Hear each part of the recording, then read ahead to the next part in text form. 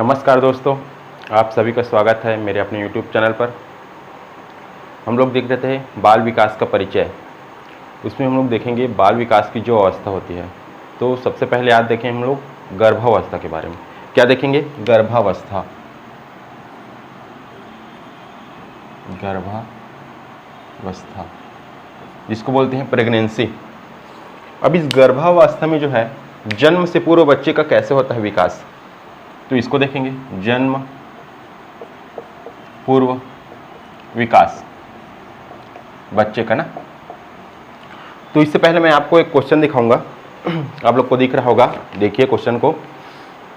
ये जो है 2016 का क्वेश्चन पेपर है और इसको मैं टेलीग्राम चैनल में डाल दिया हूँ। आपको जिसको भी इसको चाहिए टेलीग्राम चैनल ज्वाइन कीजिए। टेलीग्राम चैनल जो है, जो नाम यूट्यूब का चैनल का है वही नाम टेलीग्राम चैनल का है, मतलब गजानन पटेल एजुकेशन। आप सर्च करना, टेलीग्राम में मिल जाएगा। ये 2016 का टेट का है, वर्ग 3 का, क्वेश्चन नंबर 9। तो वो देखिए, जन्म पूर्व विकास का सही क्रम। क्वेश्चन है the proper order of prenatal development is. तो इसका सही आंसर है, पहला होता है जाइगोट, मतलब युग्मनज पहले बनता है। फिर क्या बनता है? एम्ब्रियो बनता है। फिर क्या एम्ब्रियो को क्या बोलते हैं? भ्रूण। फिर क्या बनता है? फीटस जिसको बोलते हैं गर्भस्थ शिशु। तो चलिए, ये जो विकास है इसको मैं आप लोग को समझाता हूँ, ठीक। तो सबसे पहले आपको याद रखना है, क्वेश्चन देख लिए ना आप लोग, तो देखिए इसको, जन्म पूर्व कैसे होता है विकास। तो देखिए कुछ इस प्रकार आप लोग, ये होता है मादा जनन अंग। मादा की क्यों होती है? जनन अंग होती है ये कुछ इस प्रकार, ठीक।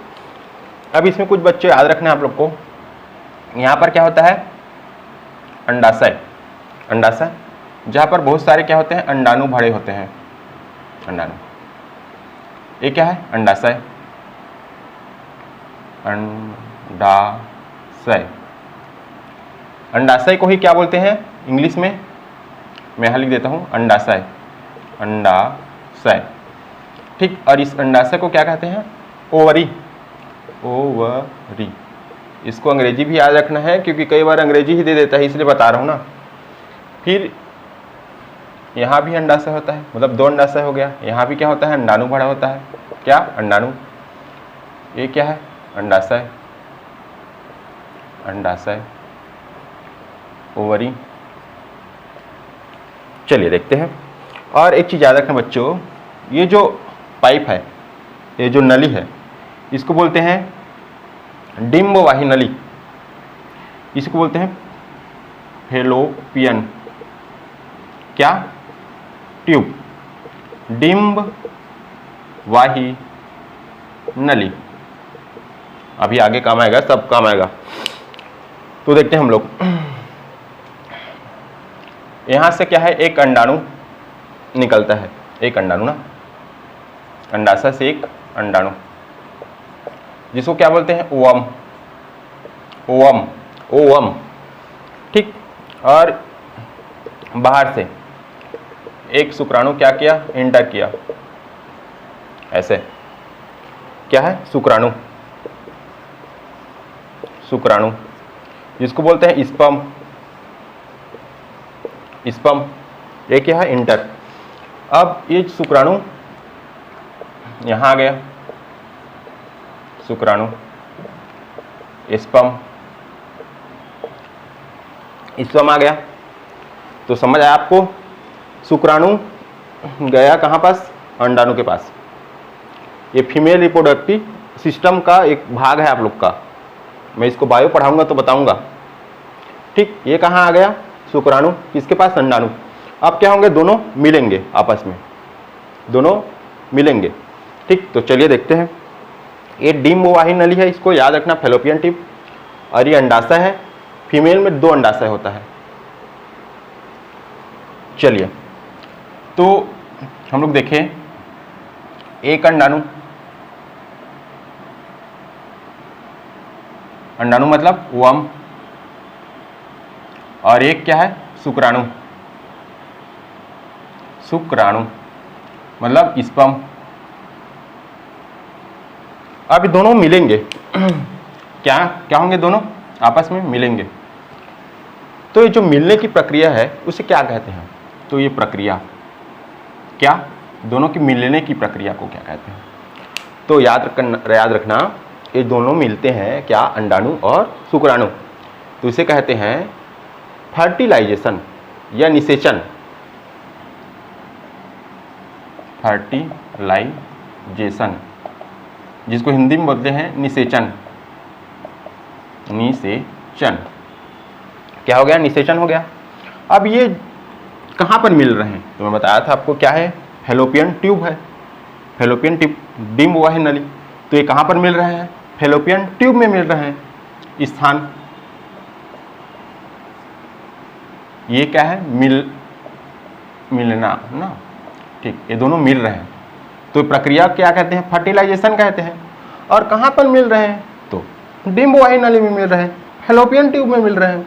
आपको याद रखना है फैलोपियन ट्यूब, सीधा क्वेश्चन अभी जो बायो आगे टीचर का दोगे, चाहे आर्ट्स वाले चाहे साइंस वाले, क्वेश्चन आएगा सीधा अंडाणु और शुक्राणु, सीधा पूछेगा ओवम एवं स्पर्म का फर्टिलाइजेशन कहाँ होता है, आपको लेना है आंसर फैलोपियन ट्यूब। आपको डिम्ब वाही नली नहीं दे रहेगा, आपको याद रखना है फैलोपियन ट्यूब। तो ये क्या है, फैलोपियन क्या ट्यूब, ये क्या है, डिम्ब वाही नली, डिम्ब वाही नली। तो ये कहाँ पर मिल गए, फैलोपियन ट्यूब में मिल गए। अब आपका शुरू होता है क्वेश्चन। आपके पहला था जाइगोट या युग्मनज, तो ये जो मिलते हैं इसके बाद क्या बनता है, जाइगोट या युग्मनज, इसी को बोलते हैं, क्या बोलते हैं, युग्मनज। युग्मनज बन गया, फिर क्या बनेगा आपका, युग्मनज बनने के बाद क्या बनेगा आपका, एम्ब्रियो बनेगा। एम्ब्रियो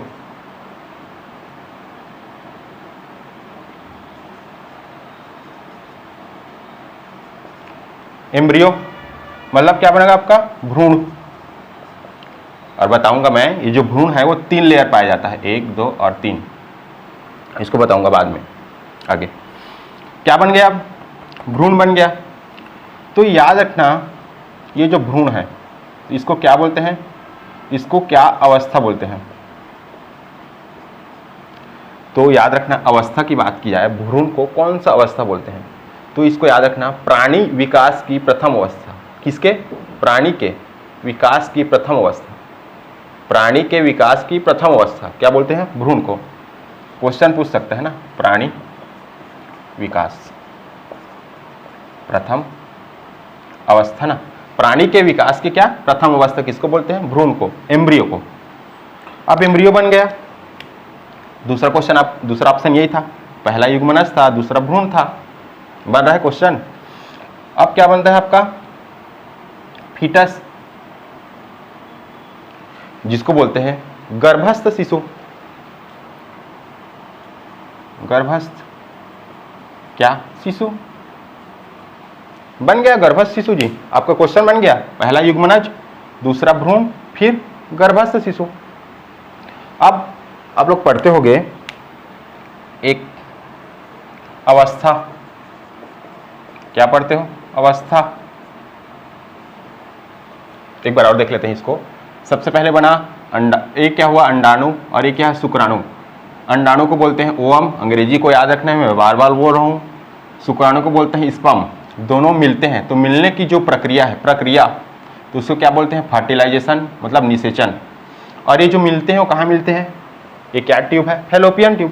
तो ये कहाँ मिल रहे हैं, फैलोपियन ट्यूब में। फैलोपियन ट्यूब याद रखना है, सीधा सीधा। स्पर्म और ओवम कहाँ मिलते हैं, तो फैलोपियन ट्यूब में मिलते हैं। क्वेश्चन आपको सीधा बनेगा डिम्ब वाही। या फिर क्वेश्चन आएगा जाइगोट का निर्माण, जाइगोट का निर्माण कहाँ होता है, फैलोपियन ट्यूब में होता है। जाइगोट का फॉर्मेशन कहाँ होता है, जाइगोट का निर्माण कहाँ होता है, तो फैलोपियन ट्यूब लेना है आपको। ये बन गया जाइगोट। युग्मनज आपका पहला ऑप्शन। फिर युग्मनज के बाद क्या बनता है, एम्ब्रियो, भ्रूण। इसमें 3 लेयर होते हैं, मैं बताऊंगा आगे। इसको जो भ्रूण है उसको प्राणी विकास की क्या बोलते हैं, प्रथम अवस्था बोलते हैं। उसके बाद क्या बनता है, फीटस। ये क्या बोलते हैं, गर्भस्थ शिशु बोलते हैं इसको। तो देखिए अब अवस्था आप लोग पढ़े होंगे, एक होता है डिम्ब अवस्था, डिम्बावस्था, डिम्बावस्था। ये डिम्बावस्था है, इसको क्यों बोलते हैं, ये क्या है, डिम्बवाही नली। तो इसका जो है ये जो है जाइगोट का निर्माण कहाँ हो रहा है, डिम्बवाही नली में। तो जो पहला अवस्था है यहाँ पास का, ये पहला अवस्था, इसको क्या बोलते हैं, डिम्बावस्था। इसलिए कहाँ, फैलोपियन ट्यूब के कारण, डिम्बवाही नली के कारण डिम्बावस्था। तो ये कब होता है, 0 से 2 सप्ताह, 2 वीक, 0 to 2 वीक। फिर अगला आता है आपका अवस्था भ्रूणावस्था, भ्रूणावस्था। अब जाइगोट के बाद क्या बना है, भ्रूण, तो इसलिए भ्रूणावस्था हो गया। क्या दिक्कत क्या है आप लोग को, ठीक, कोई रॉकेट साइंस थोड़ी ना है ये। जाइगोट के बाद क्या बना, भ्रूण, मतलब युग्मनज के बाद भ्रूण बना, इसलिए इसको भ्रूणावस्था बोलते हैं। तो भ्रूणावस्था 2 सप्ताह से 2 माह। अब इसको बोलते हैं, अगला आपका जो अवस्था है उसको बोलते हैं गर्भस्थ शिशु विकास अवस्था। गर्भस्थ शिशु विकास अवस्था। अब ये क्या बना, भ्रूण, भ्रूण कहाँ बना, ये क्या गया, इसको बोलते हैं फीटस। ये क्या होगा, गर्भस्थ शिशु। तो इसको क्या बोलेंगे, गर्भस्थ शिशु विकास अवस्था। ये क्या होता है, 2 माह से जन्म तक, by birth, 2 month two by birth. दिक्कत क्या है इसमें, पहला है डिम्बावस्था, डिम्बवाही नली में फर्टिलाइजेशन हुआ, युग्मनज बना, इसके कारण डिम्बावस्था हुआ। उसके बाद भ्रूण बना तो भ्रूणावस्था हुआ। उसके बाद क्या बना, फीटस बना, इसको क्या बोलते हैं, फीटस को गर्भस्थ शिशु विकास अवस्था। हो गया, खत्म। चलिए आगे एक चीज और देखते हैं, आपके में है वंशानुक्रम है, इसको मिटा रहा हूं, स्क्रीनशॉट लेना है तो ले लो। तो आपके में है एक वंशानुक्रम है, जो विकास को प्रभावित करने वाले कारक में क्या है, वंशानुक्रम। क्या है, वंशानुक्रम। तो ये वंशानुक्रम को हम लोग समझते हैं। मैं इसको भी मिटा देता हूं, ये हो गया ना।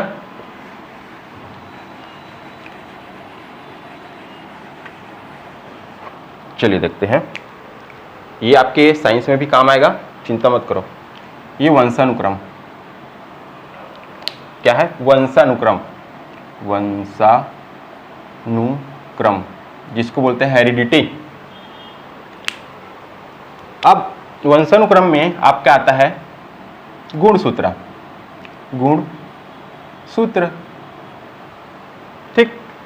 अब आप जान रहे हो गुणसूत्र में हम लोग 2 प्रकार देखेंगे, एक होगा मेल, मेल में कौन सा गुणसूत्र होगा, मेल में होगा एक्स और वाई गुणसूत्र। एक होता है फीमेल, फीमेल में होता है एक्स और एक्स गुणसूत्र। क्या, एक्स और एक्स गुणसूत्र। इसको ऐसे देखिए, ये हो गया मेल का। क्या है, मेल में क्या होता है, शुक्राणु, तो इसमें क्या है, एक्स और वाई गुणसूत्र। और जो फीमेल है उसमें क्या होता है, अंडाणु, इसमें क्या होता है, एक्स और एक्स गुणसूत्र। अंडाणु में क्या होता है, एक्स और एक्स गुणसूत्र। अब देखो पहला condition, condition number 1, condition number 1, ये जो है शुक्राणु और ये क्या है, अंडाणु। अंडाणु में अभी क्या आया, क्या गुणसूत्र आया, एक्स गुणसूत्र आया। जब दोनों फर्टिलाइजेशन होगा तो पहले एक्स गुणसूत्र आया है।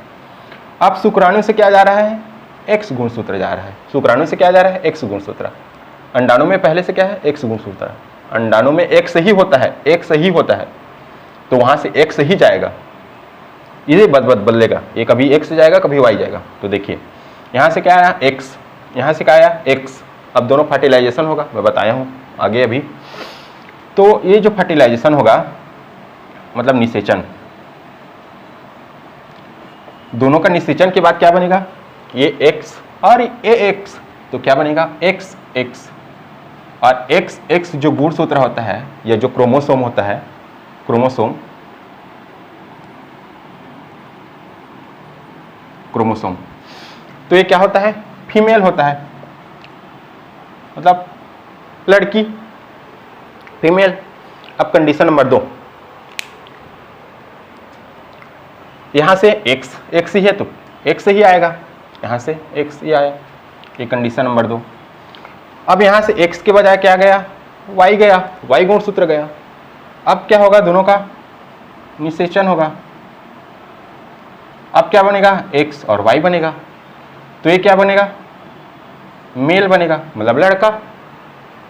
तो मेरे को बताओ आप लोग, ये जो फर्टिलाइजेशन हो रहा है या जो गुणसूत्र मिल रहे हैं, फीमेल में हमेशा कौन सा गुणसूत्र मिल रहा है, x, लेकिन जो मेल है उसमें गुणसूत्र में क्या हो रहा है, परिवर्तन, कभी x हो रहा है तो कभी y हो रहा है, जिसके कारण कभी लड़की हो रही है कभी लड़का हो रहा है। तो मेरे को बताओ आप लोग, लड़की या लड़का जो होता है बच्चा, उसको निर्धारित कौन करता है या वो डिपेंड किस पे करता है, तो वो लड़के के शुक्राणु यानी कि लड़का ऊपर डिपेंड करता है कि आपका जो बच्चा है, होने वाला बच्चा, वो लड़की होगा या लड़का होगा। ये महिला ऊपर डिपेंड नहीं करता, महिला ऊपर डिपेंड नहीं करता, मेरे बात को याद रखो। ये किसके ऊपर डिपेंड करता है, पुरुष के ऊपर। अब अभी तो कम हो गया, पहले समय में आप लोग जानते होंगे, अगर कंटिन्यू 3 लड़की हो जाती थी तो क्या बोलते थे, ये महिला का दोष बताते थे उसको, मतलब औरत का, कि ये लड़की ही जन्म दे रही है। फिर क्या करते थे, वो जो पुरुष है वो दूसरा शादी कर लेता था। तो भाई मैं ये बता दूं आप लोग को, ये गलती किसकी है या फिर डिपेंड किसके ऊपर करता है, तो पुरुष, किसके ऊपर, पुरुष के ऊपर डिपेंड करता है कि आपका बच्चा लड़की होगा या लड़का होगा। महिला के ऊपर कुछ डिपेंड नहीं करता, महिला दोनों जो गुणसूत्र है वो x ही है, वो हमेशा x ही देती है। पुरुष जो है कभी x देता है कभी y देता है। तो बच्चा होगा लड़का या लड़की किसके ऊपर निर्भर है, पुरुष के ऊपर। महिलाओं को उनके ऊपर दोष लगाया जाता है, जो नासमझ लोग हैं। ठीक, तो आप लोग समझिए इसको। अब चलिए एक चीज और देख लेते हैं, आप लोग को में आता है गुणसूत्र की संख्या कितनी होती है या ये क्या होता है, गुणसूत्र जोड़ी क्या होता है, मैं बता देता हूं आपको। यहां तक समझ आ गया। अब देखिए इसको, ये जो होता है बच्चों, याद रखिए आप लोग, कल के डेट में टीचर बनोगे ना आप लोग, तो ऐसे समझाना बच्चों को। ठीक, ये शिक्षा देना है आपको कि किसके ऊपर निर्भर करता है, इसको बता देना अच्छे से, ये टीचर बनने के बाद काम आएगा। तो ये होता है 23 गुणसूत्र ना, ये n है, n सिंगल, अभी आके डबल होगा। यहाँ पर क्या होता है 23n। ये बात हो रही है अंडाणु,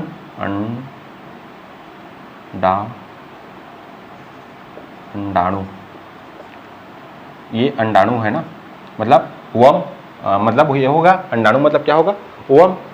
और ये क्या है, शुक्राणु, शुक्राणु मतलब होगा स्पर्म।